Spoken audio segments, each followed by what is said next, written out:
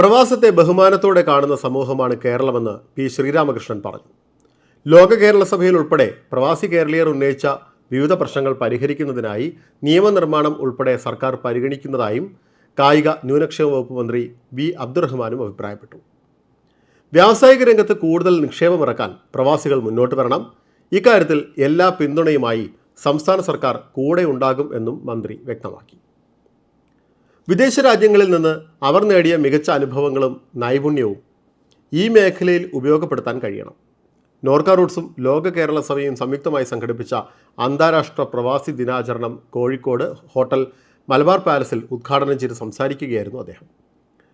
മറ്റ് പ്രവാസി സമൂഹങ്ങളിൽ നിന്ന് വ്യത്യസ്തമായി സ്വന്തം നാടിനെയും പാരമ്പര്യത്തെയും മറക്കാത്ത പ്രവാസികൾ കേരളത്തിൻ്റെ അഭിമാനമാണെന്നും മന്ത്രി വ്യക്തമാക്കി. ലോകമെമ്പാടുമുള്ള പ്രവാസി സമൂഹത്തിൻ്റെ സമർപ്പണത്തിനും ത്യാഗത്തിനും ആദരവ് നൽകുന്ന ദിനമാണെന്ന് ചടങ്ങിൽ ആശംസ അറിയിച്ചുകൊണ്ട് അഹമ്മദ് തേവർകോവിൽ MLAയും അഭിപ്രായപ്പെട്ടു.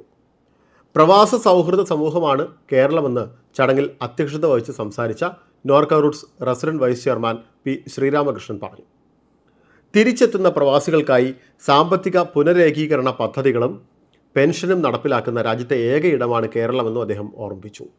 നോർക്ക വകുപ്പ് secretary doctor K Vasuki, Loka Kerala Sabha secretary director Asif K Yusuf എന്നിവർ സംസാരിച്ചു.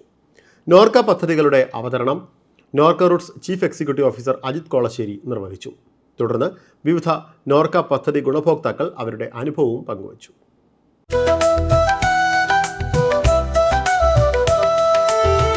Do you miss the flavor of Kurla? The sound of the chenda? The taste of Sadia? The beauty of our backwaters?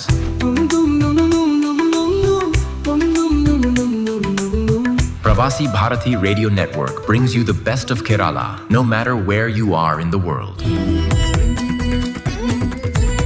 Headed by the veteran broadcaster Mr. Chandra Senan, our network is dedicated to bring you the authentic flavor of Kerala.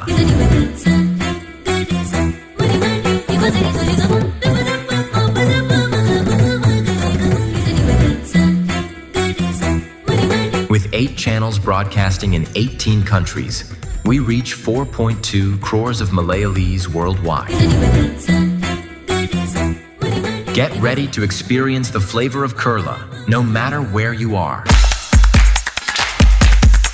Pravasi Bharati Radio Network, launching soon.